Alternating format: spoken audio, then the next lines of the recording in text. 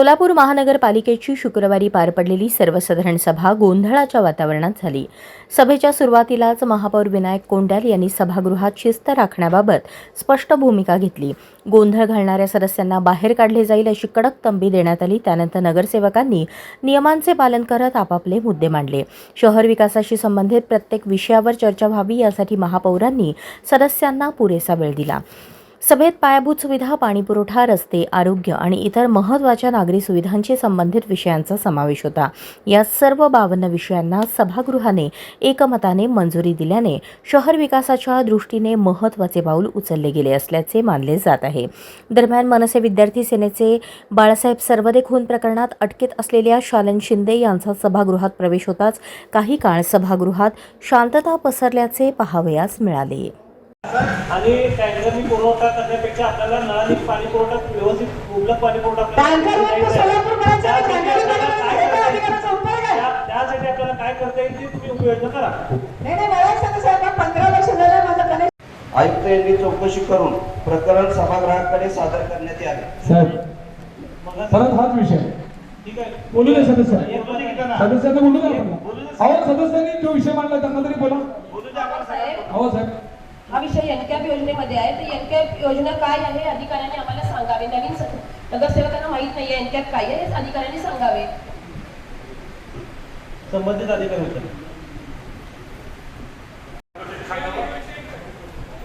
त्याने विषय दोन्ही जो विषय घेतलाय तो विषय आज तातडीचा विषय हा विषय एक असेल तर ते मर्ज करा आणि तुम्ही सभागृहात सांगा कुणाचा विषय केला तर मर्ज करा। साहेब मर्ज करा ना विषय, तातडीचा विषय हाच आहे आणि आता पण हा विषय येतात मान्यता देण्याचा हा विषय आणि याच्याकडनं जो आलाय तो जो विषय आलाय की तो आधीचा झालेला ठराव रद्द करावा, आधीचा झालेला ठराव रद्द करावा आणि हा जो विषय हा या ठरावाला मान्यता द्यावी। आणि कुठलं सोडून देणार आहे काय आता सांगितलं नाही मान्यता दिलेली तातडीचा प्रस्ताव नाही, तातडीच्या प्रस्तावामध्ये कुणाला देणार तातडीच्या प्रस्तावात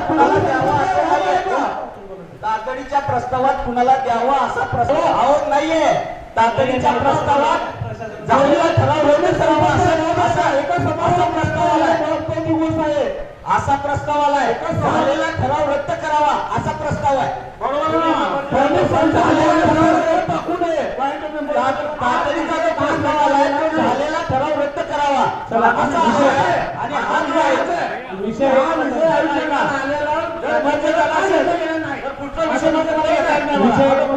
वर्ग झाला असेल तर पुढचा विषय घेता येत नाही। झालेला नाही विषय एक मध्ये मंजूर, हा विषय वेगळा आहे, तो विषय वेगळा आहे।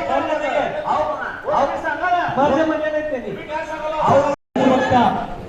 त्यांनी एक तास झाला महापौर साहेब आपण लक्षवेधी दिली, सभागृहात पाणी पेटतंय का काय अशी परिस्थिती आहे। महापौर साहेब तुम्ही महापौर झालात आणि महापौर झाल्यानंतर पहिल्यांदा तुम्ही पाणी प्रश्नावर एक मीटिंग घेतली।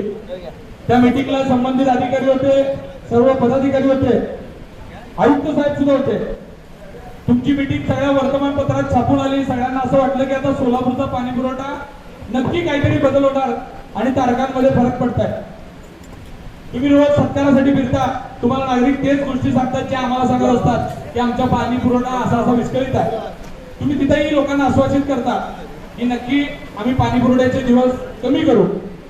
आणि असं असताना एकीकडे प्रशासनामध्ये आपण एकीकडे सांगितलं की पाणी पुरवठ्याचे दिवस कमी करू, त्याच उलट इथं प्रशासनामध्ये आपले पाण्याचे दिवस वाढवण्याचं काम झालेलं आहे। हे तुमच्या सगळ्यांना आहे, कारण याआधी जेवढा पाणी पुरवठा दिवसात होता त्याच्यापेक्षा सगळीकडचा पाणी पुरवठा सगळ्या सभागृहाचा सेन्स असा आहे की 1-2 दिवसांनी वाढलेला आहे। म्हणजे कुठं 3 दिवसांनी होत होतं तिथं आता चोबे साहेबांनी सांगितलं की 4 दिवसांनी होत आहे, कुठं 4 दिवसांनी होत होतं तिथं 5 दिवस झालाय।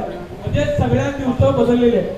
माझं चोबे साहेबांना महापौर साहेब अशी विनंती आहे की त्यांनी आम्हाला सभागृहाला एक माहिती द्यावी की आपण आपल्या शहराला रोज किती पाणी लागतंय आणि किती पाणी रोज आपण तिन्ही पंपिंग स्टेशन मधून घेतोय हे सभागृहाला कळावं। किती MLD पाणी आम्हाला लागतंय,